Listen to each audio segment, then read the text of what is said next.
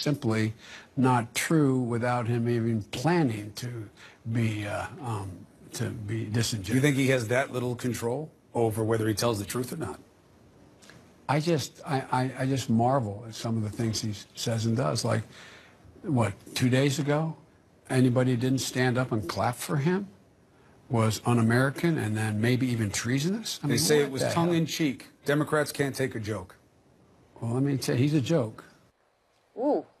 The president's allies say he is still eager to speak with the special counsel's team, even as his lawyers try to delay or stop a potential sit-down. All right, to markets now. Volatility is back. Markets around the world adjusting to a new reality. The era of low interest rates is over. U.S. stocks tanked. Then they roared back for a big gain. But overnight, it looks like the anxiety is returning here. Some Asian markets fell. U.S. futures turned lower. Look at that now, down a little less than 1% here. Europe, though, is higher, but not by much. Let's watch that and see if it turns.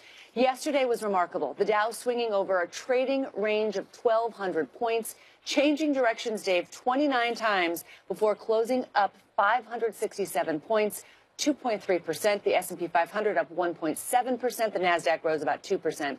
The sell-off was sparked by a few things: rumblings in the bond market, concerns about wage inflation, and whether that'll force the Federal Reserve to raise interest rates sooner than planned, posing a risk to the bond market, or to the bull market, rather, that is nearly 9 years old. But as stocks turn volatile, the market's cheerleader-in-chief, President Trump, has kept quiet. He's taking credit for every big rally. Testifying on Capitol Hill yesterday, the Treasury Secretary, Steven Mnuchin, he said the economic fundamentals of the U.S. are quite strong, and he was asked if the Trump administration would accept blame for the recent drop. I think we'll still claim credit for the fact that it's up over 30% since the election. He's referring to the Dow. It's up about 35% since the election. And if you're the president, you should continue to focus on the positive, right? Not dwell on the negative. All right, Vice President Mike Pence meeting overnight with Japan's Prime Minister, vowing to stand shoulder to shoulder in the face of North Korean threat. We're live. Let's have a shutdown. We'll do a shutdown, and it's worth it for our country. I'd love to see a shutdown. That's 3 times in 10 seconds. Congress inching toward deals on a budget and immigration, but will comments from the president and his chief of staff throw a wrench into delicate talks? After seeing this spectacle in France, the president has ordered a military parade in Washington. Objections are being raised, though, over using weaponry and American troops as political props.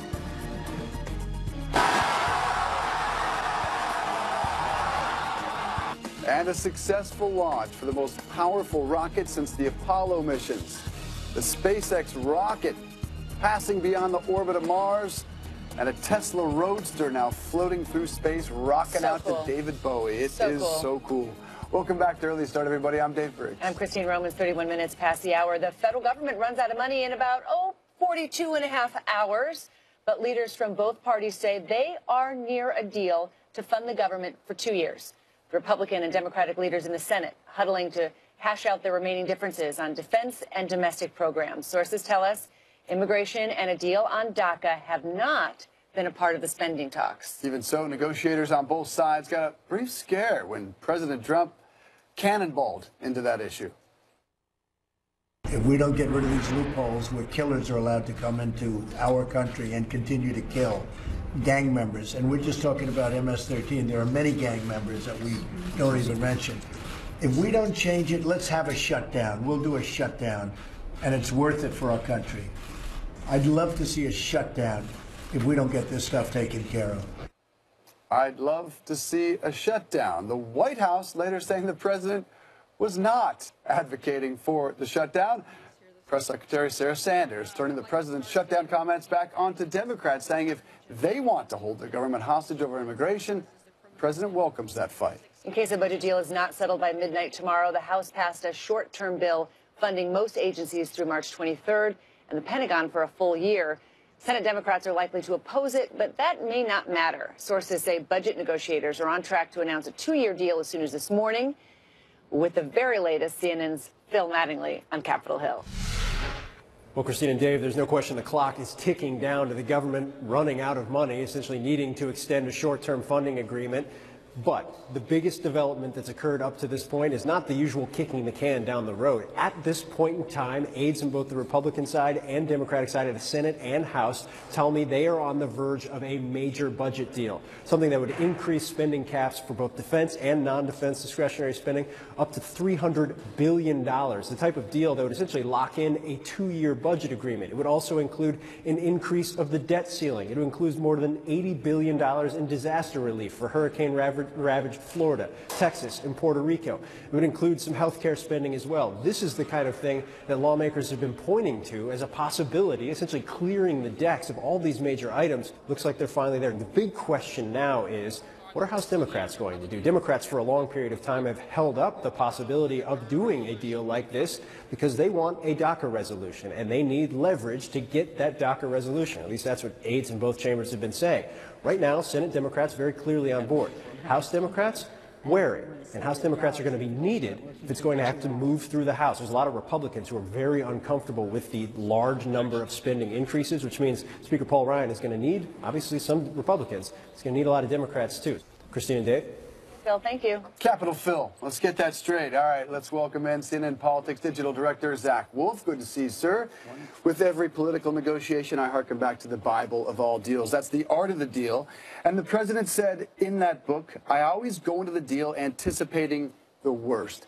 How do we describe the negotiating deal of both sides of the aisle when the president says something like this? Is it ignore the president?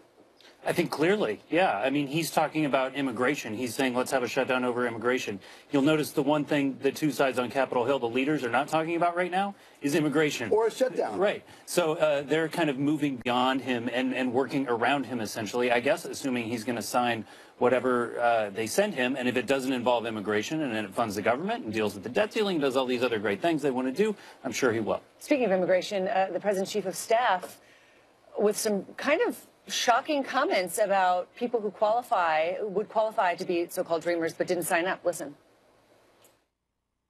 There are 690,000 official DACA registrants, and the president sent over what amounts to be 2.5 times that number to 1.8 million.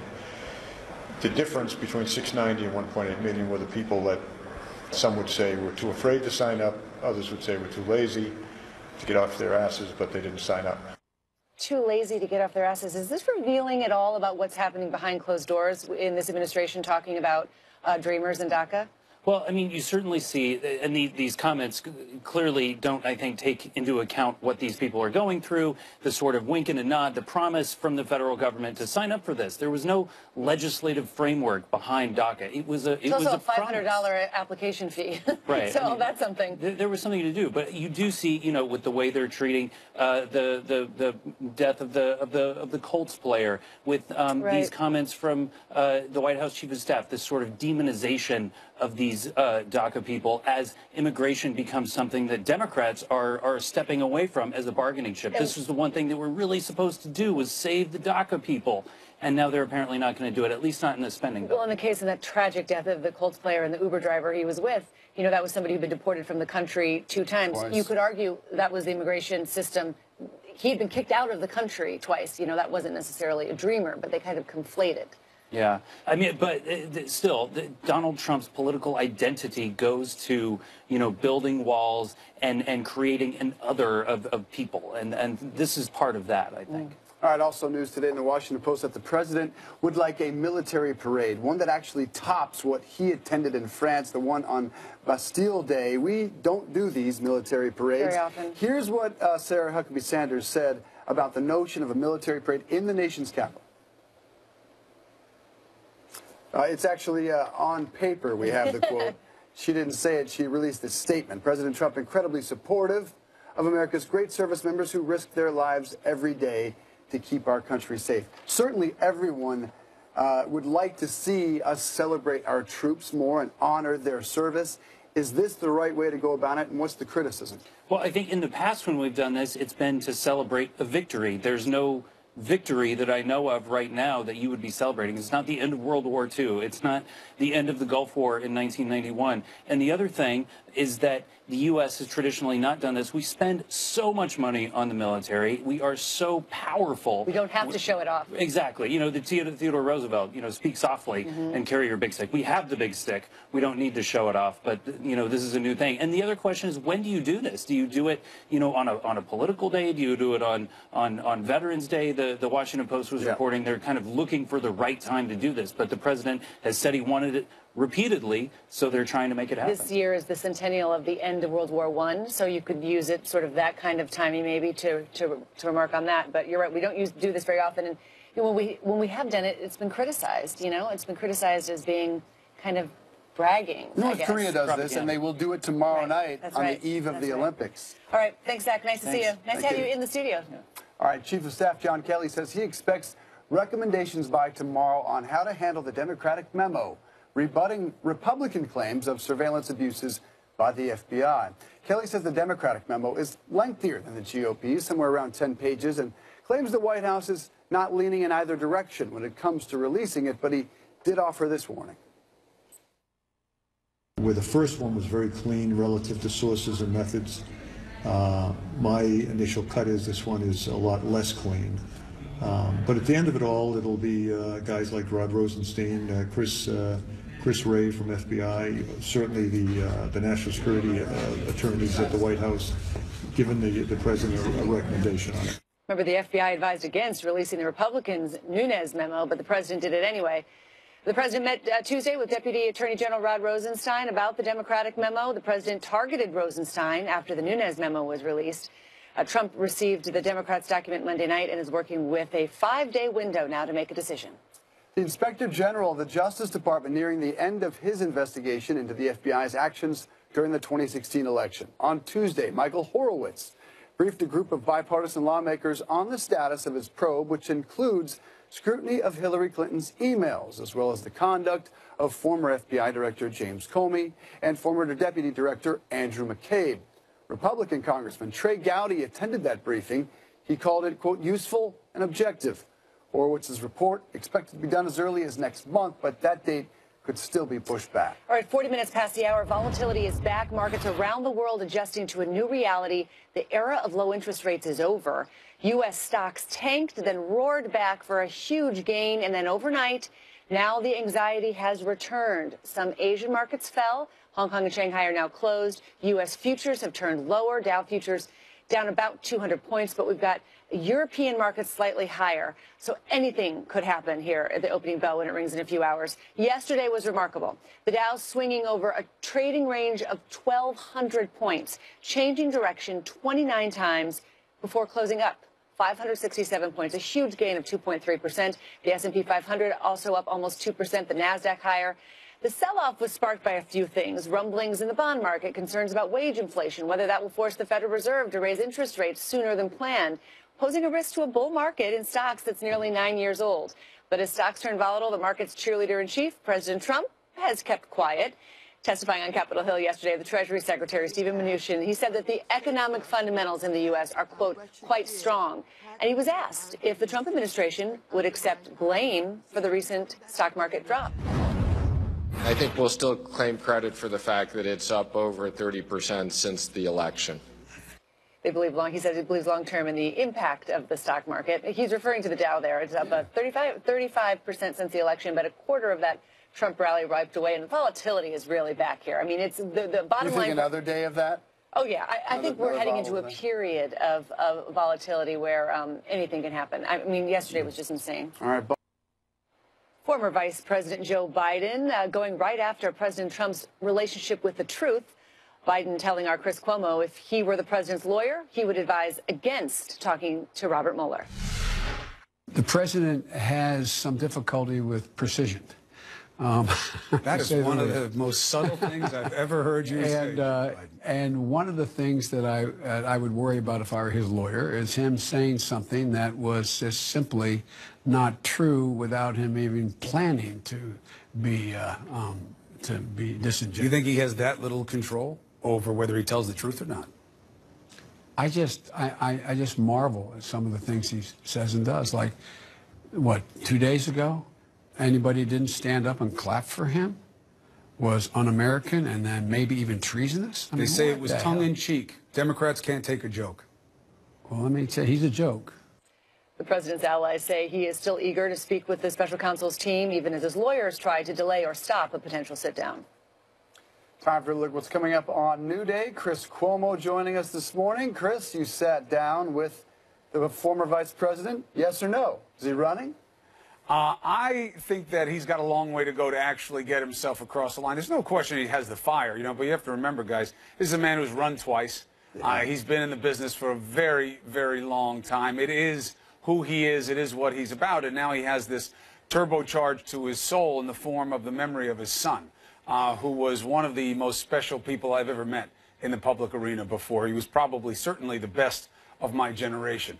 So it's hard. And also, he's now watching a president of the United States who he believes is a complete anathema to him. So that's why it was an important time to talk to him. And in fact, it's been a little odd, if you think about it, that we haven't heard more from him, more from former President Obama. I know presidents are usually reserved, but these are not usual times. So we're going to go through that. And we also have some very big news items breaking, both on the Russia probe and where the president wants to take this country. So we'll take you all through it at the top of the hour. Sounds good, Chris. Thank you so much. Look forward to it. Thank you.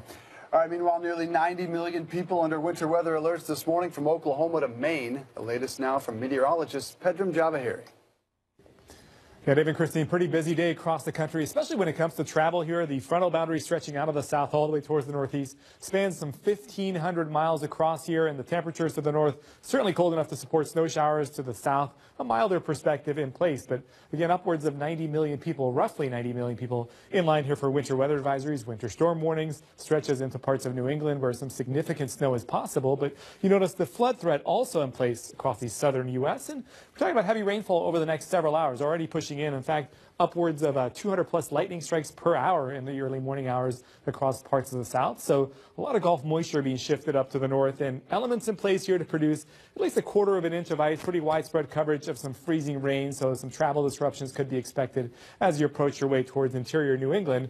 Syracuse, about 25. New York into the 40s, 70s down around parts of the south, and the 7-day forecast shows a little bit more milder trend across New York City. Guys? All right, Pedram Javahiri, thank you so much. Ground control to Major Tom. I'd almost sing it, but it's not good. Elon Musk sent his personal Tesla Roadster into space. This is real. This is actually in space with a dummy passenger. This was aboard SpaceX's latest rocket. More on this awesome launch on CNN Money Stream. Vice President Mike Pence in Tokyo this morning. Overnight, alongside Prime Minister Shinzo Abe, the vice president vowed to stand with Japan in the face of North Korea's provocations. CNN's Ivan Watson in Pyeongchang live, where members of the North Korean delegation are now arriving for the Olympics. Hi there, Ivan. Hi there, David. That's right. Vice President Pence, he's been vowing that at every stop on his journey to South Korea to lead the U.S. delegation at the opening of the Olympics in just a couple days' time, he said that he's going to tell the truth, or his version of the truth, about North Korea. And in his speech alongside the Japanese Prime Minister, both of them basically said, do not be taken in, do not be fooled by the friendly face North Korea is showing by participating in these Winter Olympics, albeit at the very last minute. Take a listen to an excerpt of what he had to say. This week, as the world knows, North Korea is sending a delegation to participate in the Winter Olympics. They'll march under the same banner as South Korea. But we should not forget that North Korea and South Korea have marched under the same banner before, only to see North Korea continue its pursuit of threats and provocations. Now, Pence also went on to say that the U.S. will soon unveil what he called the toughest and most aggressive round of sanctions on North Korea ever. Meanwhile, we've learned that the North Korean delegation, which is already now approaching 500 people, its top officials will soon arrive, and they will include the sister of Kim Jong-un, the North Korean leader himself. Her name is Kim Yo-jong. She was sanctioned by the U.S. Treasury Department in January of 2017 and will be the first of the ruling Kim dynasty from North Korea to ever pay a visit here south of the demilitarized zone. David and Christine? Tomorrow night we'll see some figure skating, but right now politics remains the main event. Ivan Watson live for us. Thank you. All right, time for money. Let's get a check on CNN Money Stream this morning. Volatility is back. Markets around the world adjusting to a new reality. The era of low interest rates is over. U.S. stocks tanked, then roared back for a big gain. Now, looking at this overnight, the anxiety returned. Some Asian markets fell. U.S. futures turned lower. Dow futures down about 200 points. Europe is higher. Okay, that's what yesterday looked like. Yesterday, remarkable. The Dow swinging in a range of 1,200 points, changing directions 29 times, then up 567 points. That's 2.3%. Big swings and big closes higher for the S&P 500 and the NASDAQ, too. Snapchat's stock is soaring 20% after ending its earnings losing streak, posting sales and user growth for the first time since going public last year. Sales grew 72% from a year ago. Snap credits moving to an automated ad sales auction, proving to advertisers its app can be a rival to both Google and Facebook. All right, SpaceX has launched the world's most powerful rocket, pulling off a seamless first-ever launch of Falcon Heavy. It took flight yesterday from Florida's Kennedy Space Center before a crowd of thousands. The success stunned founder Elon Musk, calling it surreal. The launch, not the only achievement, it also guided 2 first-stage rocket boosters back down to Earth. Very cool. A third booster was supposed to land but crashed. President Trump tweeted congrats. This achievement, along with NASA's commercial and international partners, continues to show American ingenuity at its best. As the rocket heads into space, on board is Musk's personal Tesla Roadster with a dummy starman behind the wheel. The car will play David Bowie's Space Oddity on repeat. Don't panic there on the dashboard. Yeah, Elon Musk, you know, native of South Africa, became an American citizen, I think, in 2000 and maybe 10 years ago, 2012, okay. I think, or 2002, rather. So, proud American immigrant in the best tech and science background. They awesome. might say that's what they want, merit-based, right? Maybe. All right, 58 minutes past the hour. Thanks for joining us. I'm Christine Romans. I'm Dave Briggs. New Day starts right now. We'll see you tomorrow. Elon Musk. I'd love to see a shutdown if we don't get this stuff taken care of. We're making real progress on a spending deal. I don't think we expect the budget deal to include specifics on immigration reform. We're back in the ball game now. People were too afraid to sign up, others were too lazy, get off their asses. Where has the level of political discourse gone in this country? This is a different memo where the first one was very clean. This one is a lot less clean. There would be an enormous political price if he refuses to reveal the whole story. Despite concerns from his lawyers, the president still wants to sit down with Robert Mueller. If I were the president's lawyer, I would probably tell him not to sit down with a special counsel. The president has some difficulty with precision. This is New Day with Chris Cuomo and Allison Camerata. Joe Biden rarely gets credit for being understated. I look forward to hearing more of that great interview. There's plenty of it. Welcome to you, our viewers in the United States and around the world. This is your New Day. It's Wednesday, February 7th, 6 o'clock here in New York, and here's our starting line. President Trump says he welcomes another government shutdown if Democrats won't tighten immigration laws. The tone is bad. The timing is worse. Bipartisan negotiations on Capitol Hill are reportedly making headway for a long-term deal despite all that drama. Now, the House did pass a short-term spending bill last night, but Senate leaders are not as excited about that prospect. While Congress is wrestling with funding for the government, President Trump wants the Pentagon to plan a grand military parade in Washington. Tanks, marching soldiers, the whole deal that you usually see in North Korea. It would cost millions, but may cost more politically. President Trump is still weighing whether to declassify the Democratic rebuttal to that GOP memo alleging surveillance abuses. The White House says the president will rely on the recommendations of the FBI and the intelligence community, the very leaders that he has suggested cannot be trusted. And former Vice President Joe Biden, in an exclusive interview with CNN, tells Chris why President Trump should avoid an interview with special counsel Robert Mueller. And Biden also reacts to Mr. Trump calling Democrats who did not clap at his State of the Union treasonous. So we have all of this covered for you. Let's begin with CNN's Abby Phillip. She is live at the White House. Abby. Good morning, Allison. Well, over in the Senate, lawmakers seem pretty close to getting a bipartisan deal on the budget and on immigration done, but it's the president and his chief of staff, John Kelly, who seem to be stirring up some controversy. If we don't change it, let's have a shutdown. We'll do a shutdown, and it's worth it for our country. I'd love to see a shutdown if we don't get this stuff taken care of. President Trump calling for another shutdown if Democrats don't agree to his immigration demands, despite the fact that at the same time, Senate negotiators were touting bipartisan progress on a budget deal. I'm optimistic that very soon we'll be able to reach an agreement. We are closer to an agreement than we have ever been. The Senate budget negotiations do not include an immigration overhaul, a longtime Republican goal. The Senate's two-year plan includes a boost in defense spending, alongside additional domestic spending the Democrats have been calling for. Press Secretary Sarah Sanders left to clean up the president's remarks. I don't think that we expect the budget deal to include specifics on the immigration reform, but we want to get a deal on that. As we've said, we don't want to hold the government hostage over these items. Late Tuesday, Senator Lindsey Graham also indicating the Senate may be making progress on immigration. I felt really bad yesterday. I feel better today. People are, I think we've got a way forward that seems to be fair to everybody. We're back in the ball game now. This effort coming amid backlash over these remarks from the president's chief of staff about undocumented immigrants who did not sign up for President Obama's Dreamer program, but would be given a potential path to citizenship under the administration's proposal. The difference between 690 and 1.8 million were the people that some would say were too afraid to sign up, others would say were too lazy to get off their asses, but they didn't sign up. It's just an offensive comment, though, isn't it, just on its surface? I think that's something you would have to decide for yourself.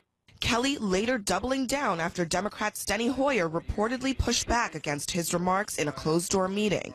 Kelly also telling reporters that the president is not leaning one way or another about releasing the Democratic rebuttal to the GOP memo alleging FBI surveillance abuses. This is a different memo than the first one. It's lengthier. It's, well, it's different. It'll be done in a responsible way. But again, where the first one was very clean relative to sources and methods, my initial cut is this one is a lot less clean. Kelly adding that ultimately the president is waiting for a recommendation from the Deputy Attorney General Rod Rosenstein and FBI head Christopher Wray, even though he ignored their concerns about the Republican memo last week. The back and forth coming as CNN learns that President Trump remains eager to speak with special counsel Robert Mueller's team, despite concerns from his lawyers. The president is also eager to hold a grand military parade in Washington after praising France's Bastille Day celebration last year. It was one of the greatest parades I've ever seen.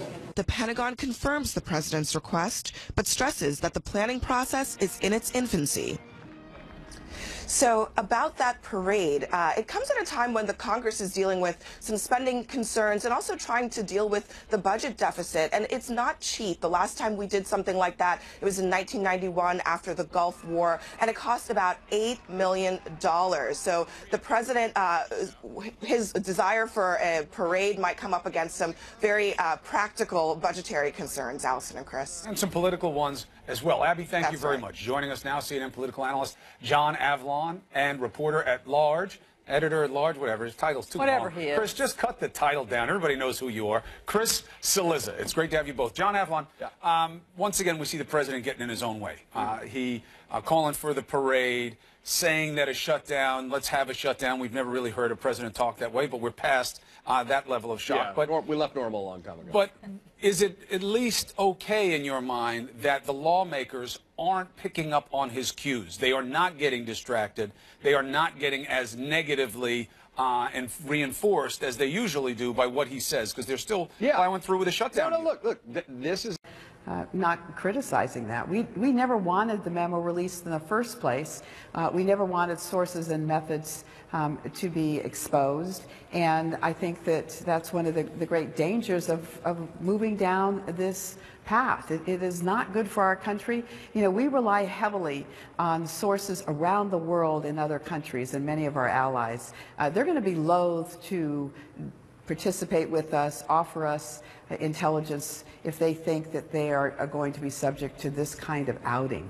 If this memo is released, if the Democratic memo is released by the president and there are redactions, will it be clear to the public, will it be clear to you and others on the committee about the source of those redactions, whether in fact they did come from the FBI or from Rod Rosenstein, or if in fact they were something from national security people within the White House itself? Yes, there will be, because we have submitted ours to the DOJ and the FBI. They have returned it to us with whatever redactions they want. So I think that any additional ones will clearly come from the White House. I just want to turn to a late-breaking story tonight. President Trump has told top military brass he wants a military parade in Washington, D.C.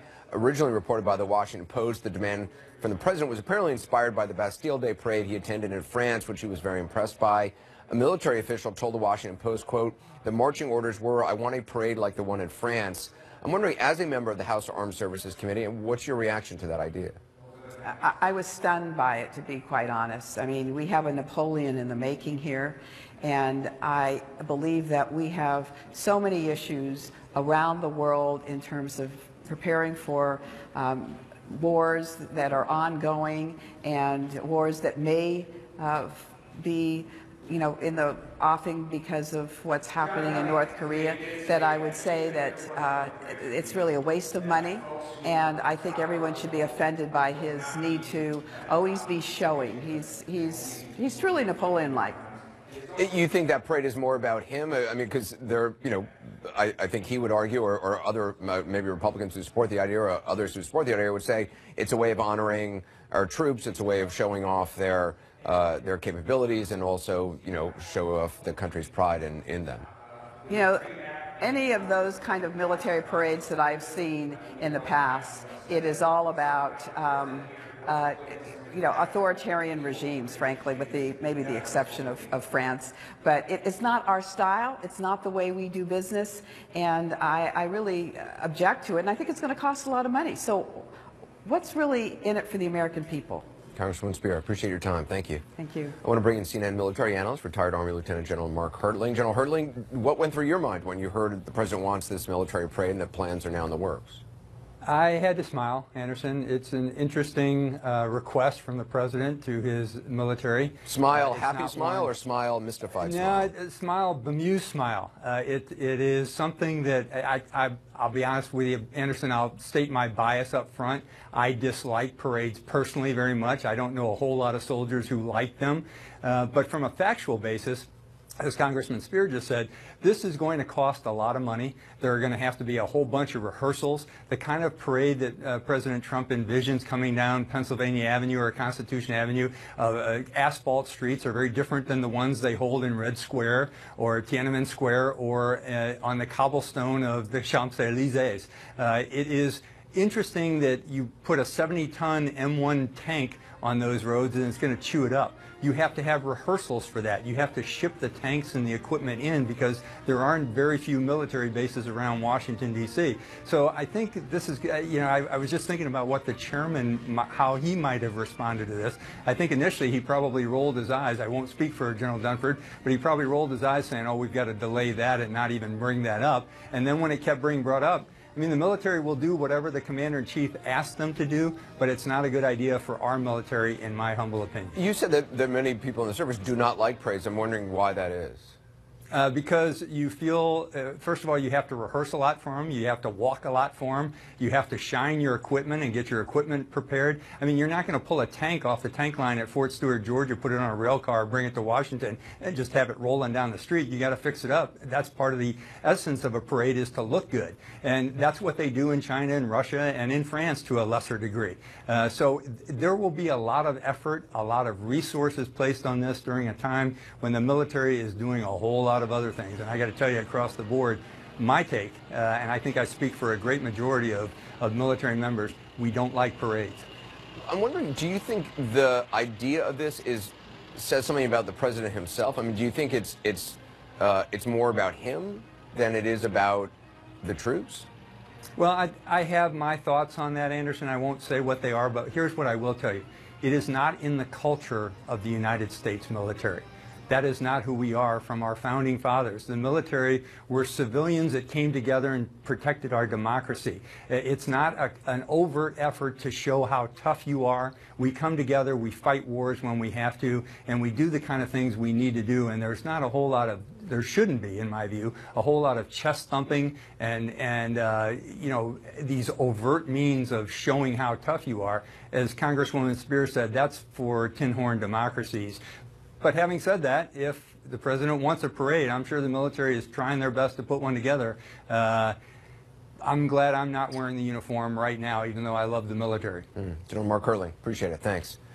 Thank you, Anderson. Coming up next, the verbal hand grenade that Chief of Staff Kelly lobbed into the immigration debate, suggesting that hundreds of thousands of Dreamers are just too lazy to apply for legal protection. As he put it, quote, some would say they were too lazy to get off their asses. Also tonight, a CNN exclusive interview with former Vice President Joe Biden and his surprising to be heading toward a showdown with Congress and perhaps a government shutdown over immigration policy. He says without a deal, he's okay shutting the government down. Meantime, his Chief of Staff, John Kelly, added fuel today to what is already combustible mix with these remarks on Dreamers. There are 690,000 official DACA registrants, and the president sent over what amounts to be 2.5 times that number to 1.8 million. The difference between 690 and 1.8 million were the people that some would say were too afraid to sign up, others would say were too lazy to get off their asses, but they didn't sign up. Well, as you might imagine, that touched off a storm. CNN Jim Acosta joins us now. Jim, you pressed Sarah Sanders on Kelly's comments. What was her response? Well, yes, Anderson, mainly because, I mean, this appears to be one of a long line of offensive comments coming out of the White House aimed at immigrants in the context of this immigration debate. Keep in mind, the president has said in the past, we love the Dreamers. Well, if you listen to his chief of staff, it doesn't sound like at least the chief of staff loves the Dreamers. He was essentially describing them as slackers earlier today. Here's how it played out in the briefing room when I pressed the White House press secretary on General Kelly's comments. Just on the face of it, isn't that just a wildly offensive comment about these undocumented immigrants who are waiting for some kind of solution to come out of the city? Look, the only person that's actually offered a solution is this administration.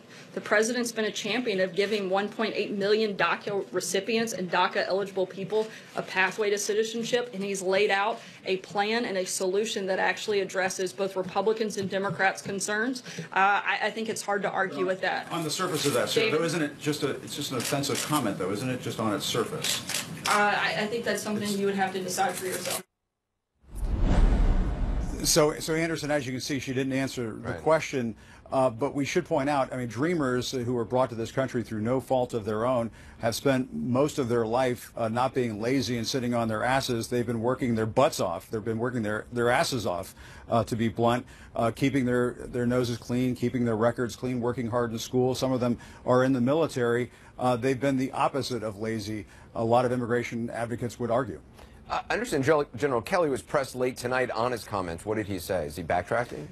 Yeah, and we should point out, Anderson, there's some new reporting from our Capitol Hill colleagues that the House Minority Whip, Steny Hoyer, actually confronted General Kelly in a closed-door meeting about these comments that he made about these Dreamers being too lazy to get off their asses to sign up for DACA.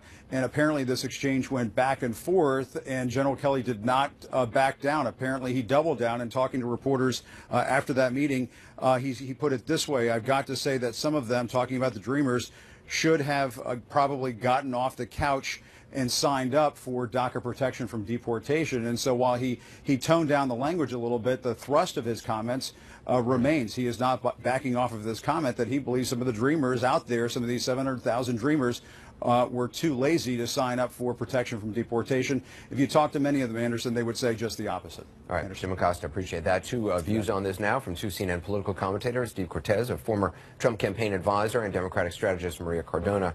Maria, General Kelly sort of rephrased this, but it didn't really seem like he's walking back, just saying, you know, they were too busy sitting on the couch. Is that an improvement? No, absolutely not, Anderson. Frankly, it underscores the offensive manner in which General Kelly sees immigrants. I mean, it was kind of naked bigotry at its best. And what is so disgusting about this, Anderson, is that General Kelly is a leader in the military.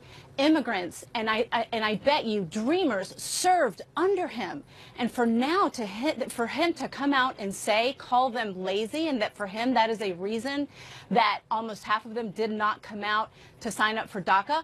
Perhaps it's because they foresaw that a xenophobic administration could follow the Obama administration, and they were afraid to turn in their information because of what exactly is happening now. And if he knew any of them, which I'm sure he doesn't, if he respected them enough to understand where they were coming from, which clearly he doesn't, he would understand the real reasons why those numbers are what they are. But it underscores not just how he feels about it, but how his boss feels about immigrants, how his whole administration feels about immigrants, and they see us all as lazy leeches, as criminals, as rapists, and as something that this society should be afraid of. So it's disgusting. Steve? Maria, I'm glad that you mentioned his military command. I had the chance to spend an hour with the general yesterday in the White House. He had me in, along with other Hispanic leaders, to talk to us about immigration and getting a deal done.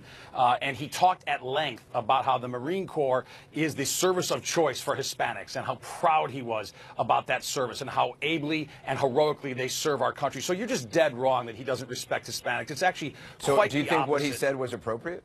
Listen, I wish he had chosen his words better. I do. But having said that, I think what's more important than maybe phrasing something poorly is the policy prescription that he is putting forth. And this administration... But wait a minute, you don't think it's important if the person who's executing the policy thinks that more than 700,000 people are lazy? Look, I mean, isn't it sort of the typical stereotype of a slur that someone would use? No, look, not at all. Steve, really? of course it is. This administration is you not... have to stop being an apologist for the bigotry that this administration shows every single day. Maria, the way you and people on the left throw around bigotry, it's almost lost any meaning, any credibility anymore.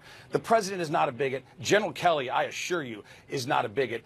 And in fact, the opposite of bigotry, they're acting with compassion and heart, trying to find a solution for these DACA young people. And by the way, the president took what was 700,000 roughly DACA recipients and said, we're going to more than double that to 1.8 million. But Steve, isn't it just kind of then ignorant to just label 700,000 people either frightened or lazy? Well, no, the 700,000 are the ones who did sign up. Why did the rest not sign up, Anderson? To be honest, I don't know. There could be many reasons why they didn't. But my question is, isn't it ignorant to label, okay, 1.1 million people lazy or afraid? I mean, Anderson, I wish he would have phrased it better. I do. But having said that, too, what is way more important... Why do you wish he would have phrased it better? What is way more important isn't necessarily that you used a line, a throwaway line about them, but what you're doing for their life. Throwaway line. And you are allowing them protected status and eventually citizenship. Right. But it's in the not United throwaway States. if you repeat it by just saying that they've been sitting on the couch. I mean, that again...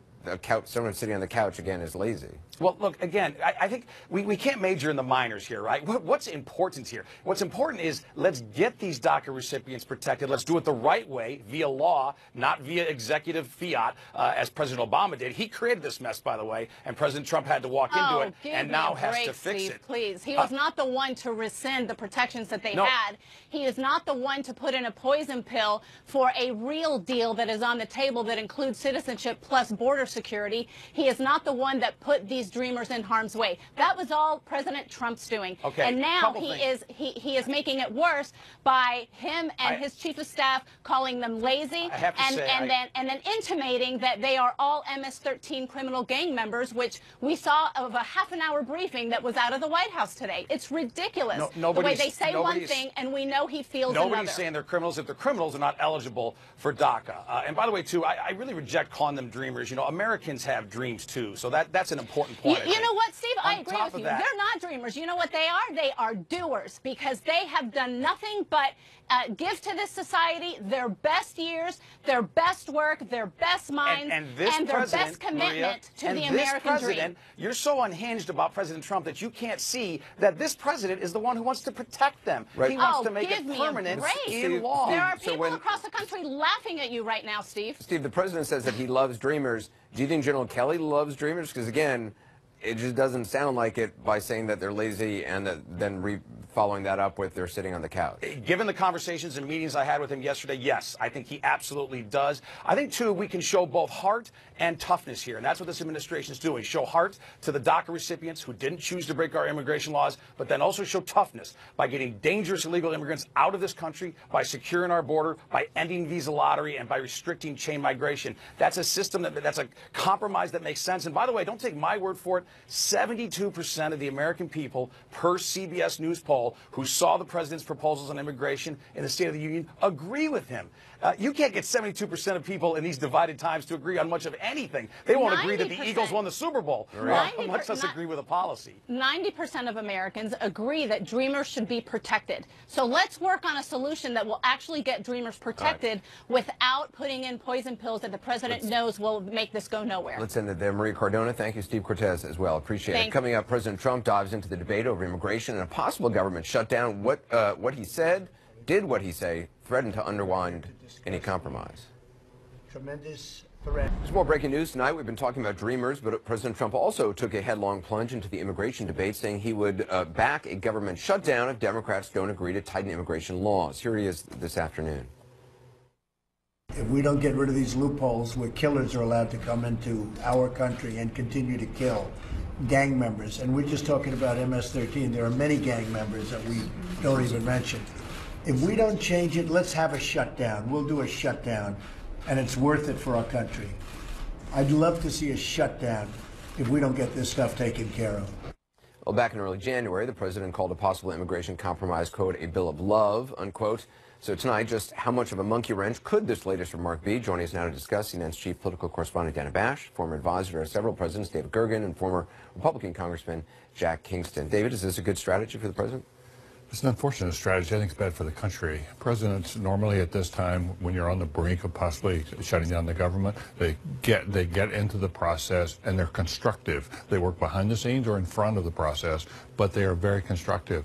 This makes it harder to get there. He's threatening them. In effect, you know, he's throwing down a diktat. You either give me the immigration bill that I want, no changes, or we're going to shut down the government. That's what he's saying. Is this, Jack, do you see this as an opening salvo in a deal, or is this unfortunate? I really do, because part of what Donald Trump is about is shaking up the town and going about things in an unconventional way. And I think David's right. I think most presidents traditionally have gone in there and said, okay, guys, I'm going to be the mature adult. But instead, he's playing a different card. He's saying, look, you guys don't get it done. I'm not afraid of a shutdown. And I think that puts more pressure on a bipartisan basis of the House and the Senate to say, you know what, he really means it. Let's get this thing done, because the legislative branch is the lead on this thing. Except that what the president said today doesn't reflect the reality of what happened on Capitol Hill today and will probably happen again tomorrow, which is the whole notion of immigration, of the Dreamers, that whole debate has been separated from the idea of a government shutting down. The House of Representatives passed a bill that will keep the government open through March 23rd.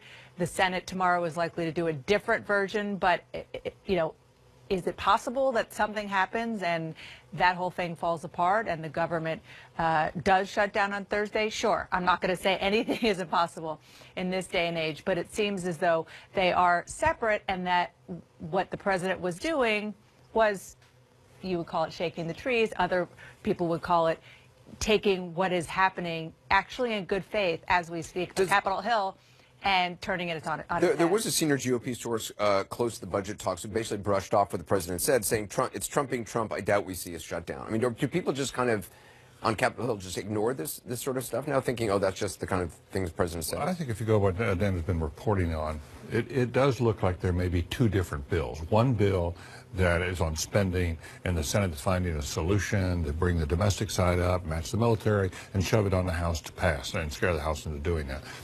But you got a bipartisan bill that way. But the other track is, and that will prevent a shutdown. And on that basis, the Democrats everybody loses a lot of leverage, and it may well be that the Dreamers bill, the separate bill, will then die because of an inability to find a solution that pleases the president. The president keeps saying, I insist on, you work out a bipartisan agreement on my bill.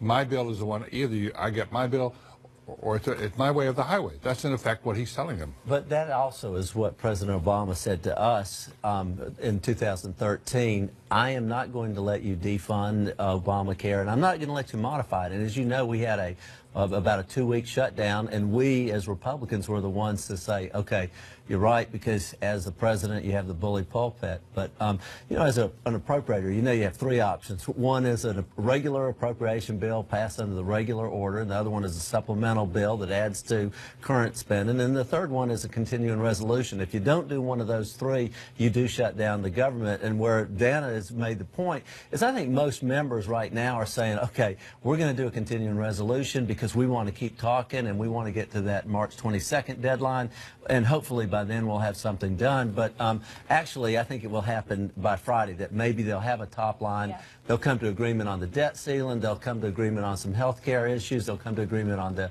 disaster bill. And there's a tax section in there. Tax extenders may be in that bill as well. The good news is that if this happens, again, then this whole kind of guardrail to guardrail, you know, 2-week extension to 2-week extension, and the threat of government shutdown should be stopped for a couple of years, if it happens. Mm-hmm. That's completely separate, though, from the question of the Dreamers, which the Dreamers could get stuck. They could be stranded. They could be stranded. They could. They could. I mean, the thing is in the Senate, in order to reopen the government, you remember a couple of weeks ago, the Republican Majority Leader made a promise that he would start very public promise that he would start debate on February 8th, which is Thursday.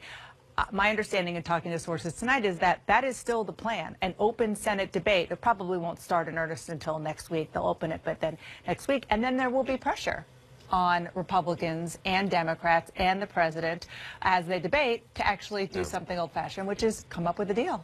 But the president may veto the bill. That's what his, I mean, he's being so hardline.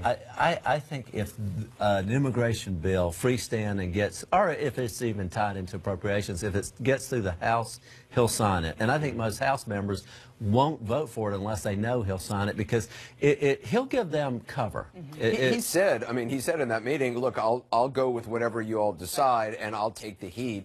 Whether or not that's actually true, we'll obviously see.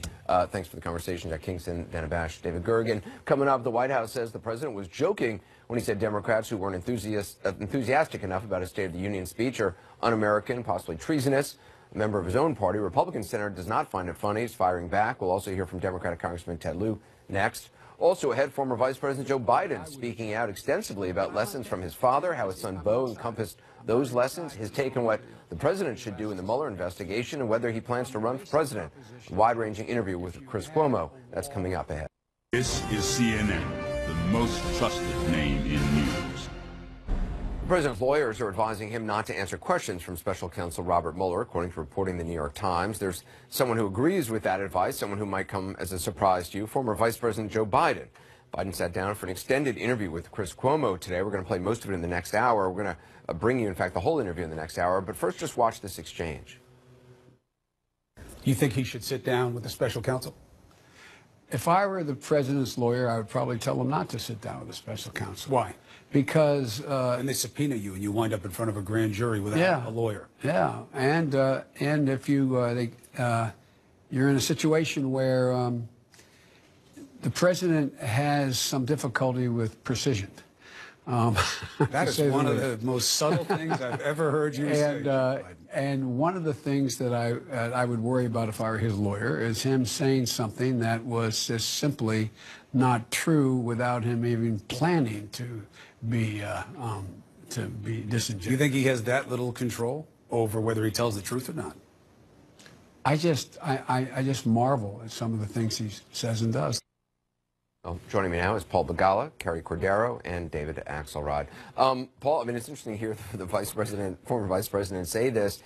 Do you think it's possibly just a negotiating tactic on the part of Robert Mueller's attorneys and the president that, the president's attorneys and the president, that they're sort of releasing this information about, oh, we're telling him not to, that it's just kind of a negotiation tactic? I think it's a trial balloon on the part of the Trump team to see, well, what if we just stiff Mr. Mueller and his investigators don't cooperate at all?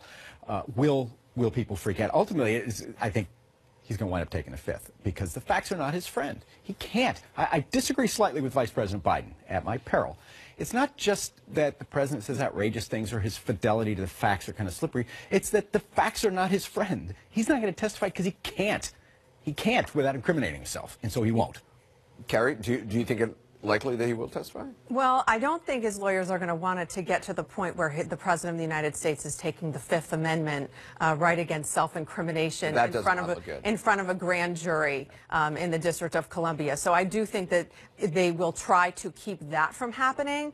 On the other hand, lately they've been trying to negotiate an interview between the special counsel's office and the president. And I do think some of their public releases reporting that they have spoken to reporters about regarding executive privilege, maybe trying to say that they're not going to submit him to an interview. I think they're trying to delay his interview with the special counsel's office. So to the extent that they know that it's not in his interest to speak soon, they know that the way that he is, it might be difficult for him to sit through an interview. And so I think part of what they're doing is trying to delay that interview by publicly floating ideas about executive privilege, by maybe suggesting to the special counsel's office that he's not going to sit for an interview, and that buys them more time. David, I mean, it's interesting, though, to hear former Vice President Biden, can't Republicans now say, well, look, even a staunch Democrat like Joe Biden would advise President Trump not to testify? Well, he was asked if he were the president's lawyers, what would he say? And I think he answered the question like a lawyer or as a lawyer. And if you're thinking of it from their standpoint, for all the reasons that have been stated, there's got to be a great deal of trepidation about the prospect of this president sitting down in front of those prosecutors. There's a different issue, which is the political issue, and that is what is the cost to the president of not sitting down, of not answering these questions. Do you think there is one? Overwhelmingly suggest people expect that. I mean, I his think base that it certainly would be supportive. Yeah, they would. And I think part of what's been going on in the last few weeks has been to set the groundwork for that potentially, because so that the case could be made that this wasn't a legitimate investigation, it was politically motivated. There's no reason the president should submit himself to that. And I think his supporters would accept that. The rest of the country, I think, would be troubled by it, however. And, there is a big body of, the president's been very clear, I want to sit down, I want to answer these questions.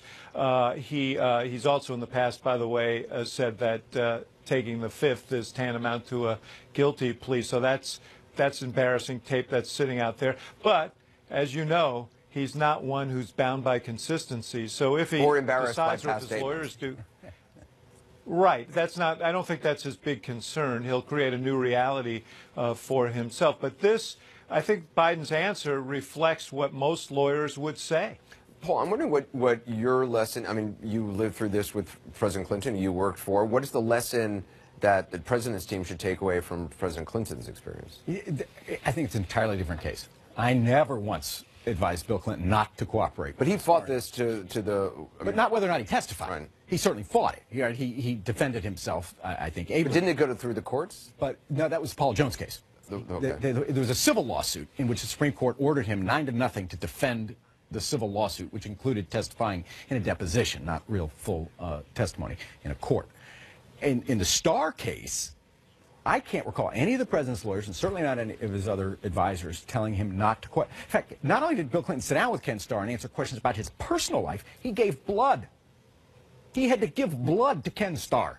This guy, Trump, he can't answer a single question. And I think that's probably a better strategy for Donald Trump because he's guilty. That's the difference. I mean, Bill Clinton, people could argue about, he certainly had an affair, but he won the case on perjury and obstruction of justice. And I don't think Trump can win this case. Carrie, how long can this play out, though? I mean, how long will Mueller's team allow it to play out? Well, it depends. I mean, they'll set some period of time. It sounds from the reporting it's already been a couple months that they've been negotiating the interview, so that could go on for maybe some period of a month or two, or it really depends on which aspects of their investigation that they want to interview him on and whether they're ready at this point that they want to conduct the interview. Once they are ready, they think that their investigation has reached the point that he's the last person to be interviewed, then they're going to do it. Then they can decide whether or not they have to issue a grand jury subpoena if he really isn't going to sit for an interview. interview. And then the grand jury subpoena, if the White House fights over that, that could go on for many months. Yeah. And there have been other presidents who have cooperated with investigators in other ways. President Reagan turned over his excerpts from his diaries in the Iran-Contra issue. President Clinton, as you mentioned, cooperated. President Bush, George W. Bush, cooperated in the Valerie Plame case. He sat down with Special Prosecutor Fitzgerald. They only gave him, I think they gave him an hour. About an hour to be interviewed in person. Right. Cordero, Paul Begala, David Axelrod, thanks very much. Much more Chris Cuomo's interview with former Vice President Joe Biden. That's still to come, just a few minutes. They covered a lot of ground, including whether Biden will run in 2020, of course, and how Biden's late son, Beau, remains a guiding force in his life. As I said, that's coming up in the next hour. Also, the latest on the Democratic version of the dueling memos, what Chief of Staff John Kelly said tonight about when he expects a decision on whether the Democratic version will be released.